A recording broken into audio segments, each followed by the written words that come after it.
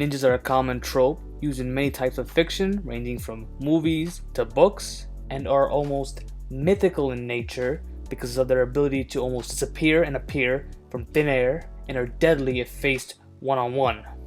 Two popular versions of ninjas include Naruto and its two sequels, Naruto Shippuden and Boruto Next Generations, along with a couple of movies, which is about Naruto, the main character, who wants to become the Hokage, or the strongest ninja in his village.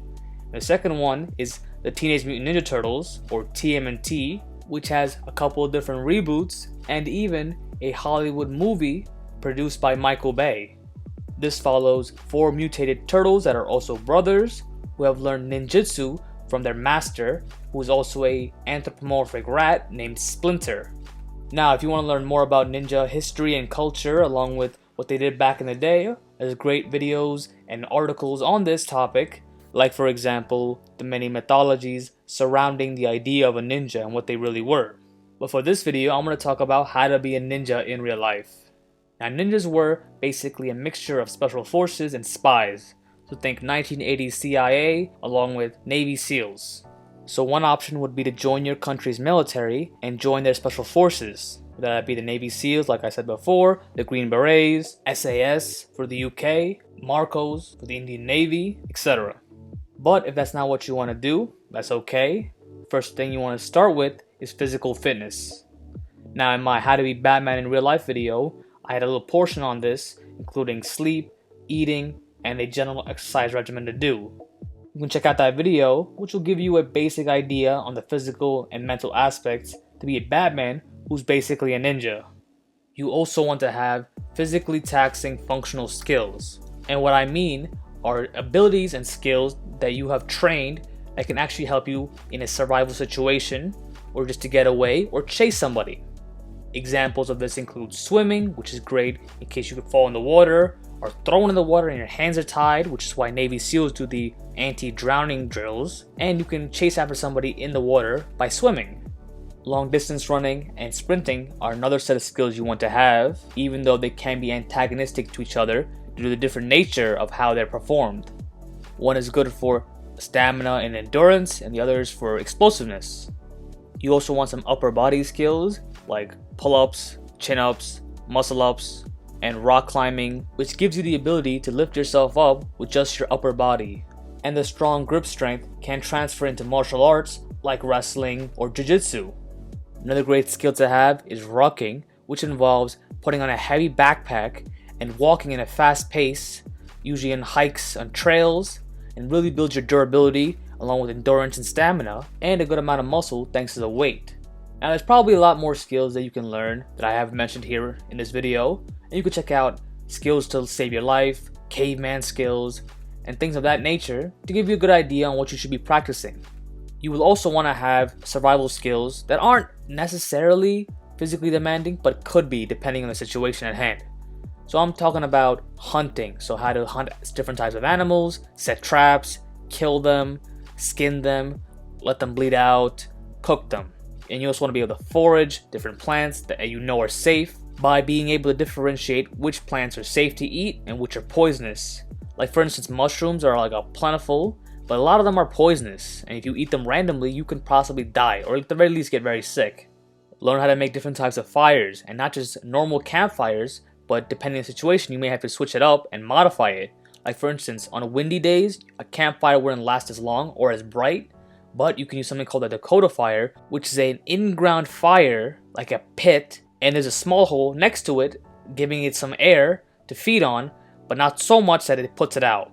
Learn to make or find housing that you can stay in to avoid the elements and be hidden from enemies. So that could mean caves, tents, and even teepees made out of large sticks, rope, and assortment of leaves and other miscellaneous objects that are around you. Now, these are some of the basics, obviously. So if you are going to learn how to do this, you want to learn much more than what I just stated today. And I recommend you to get a book, take a class, watch a video, and practice. That's the way for you to retain all this information easily.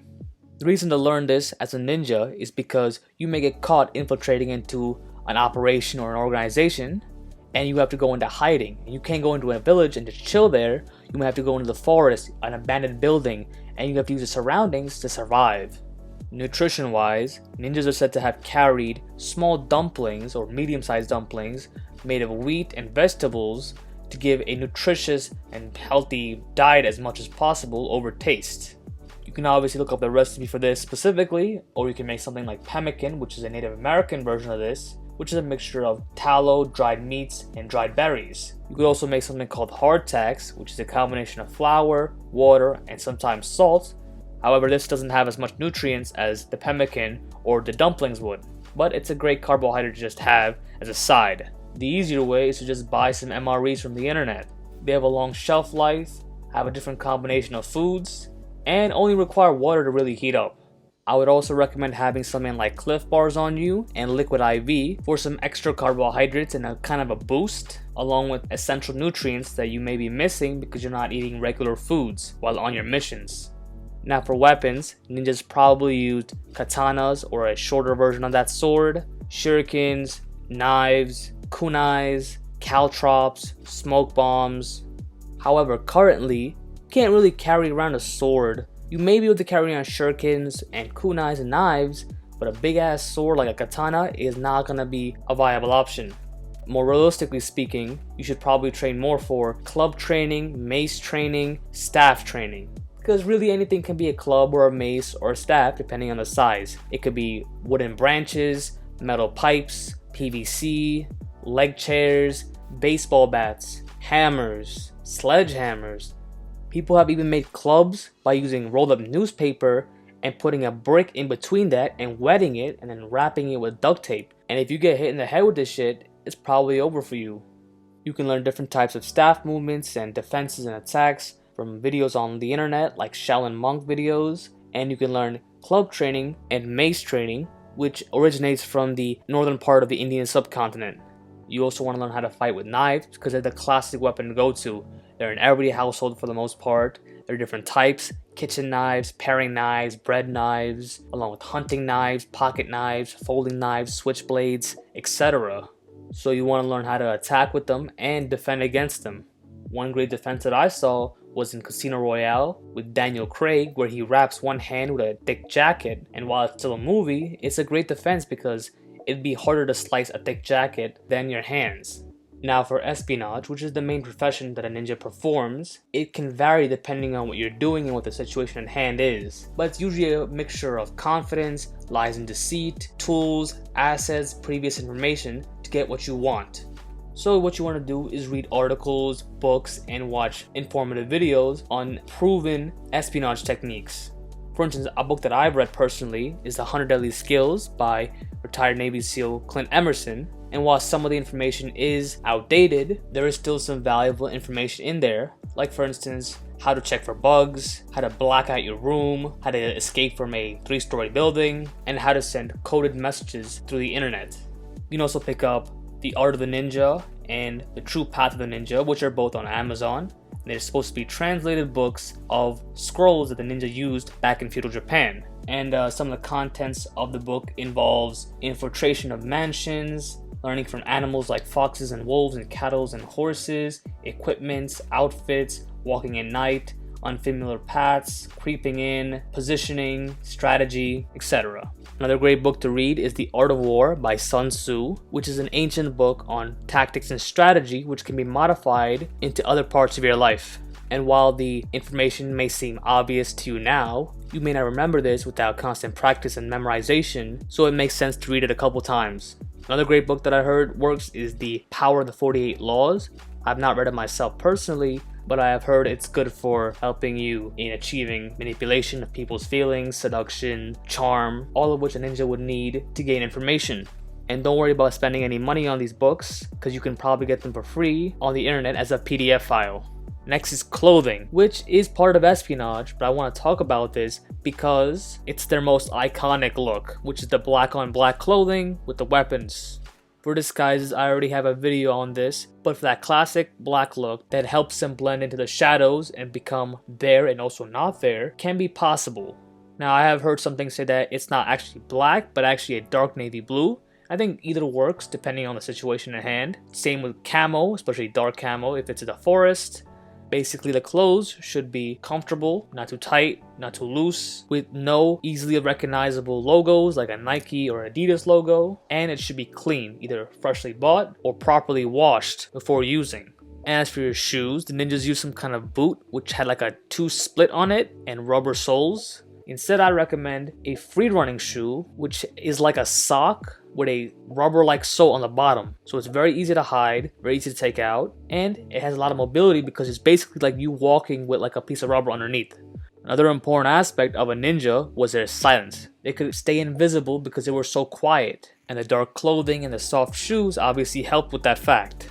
But those external items would only take you so far. You would have to have your own situational awareness.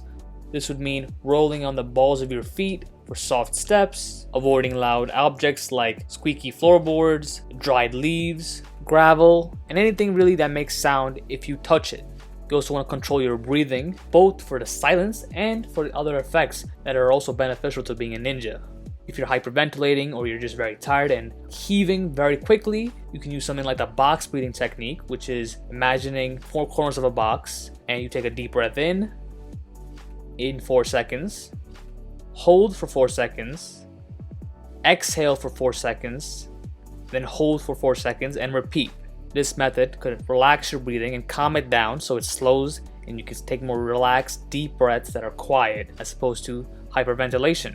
And transitioning with this method is into the next aspect, which is calmness and clarity. As a ninja, you want to be calm and clear on the scenario at hand, when to retreat, when to continue, when to attack, when to defend, etc. And a breathing technique like this can really help keeping your mind clear in a stressful situation. That way, you're less prone to mistakes that can occur in the mission. That way, you can make logical decisions and not emotionally fueled decisions.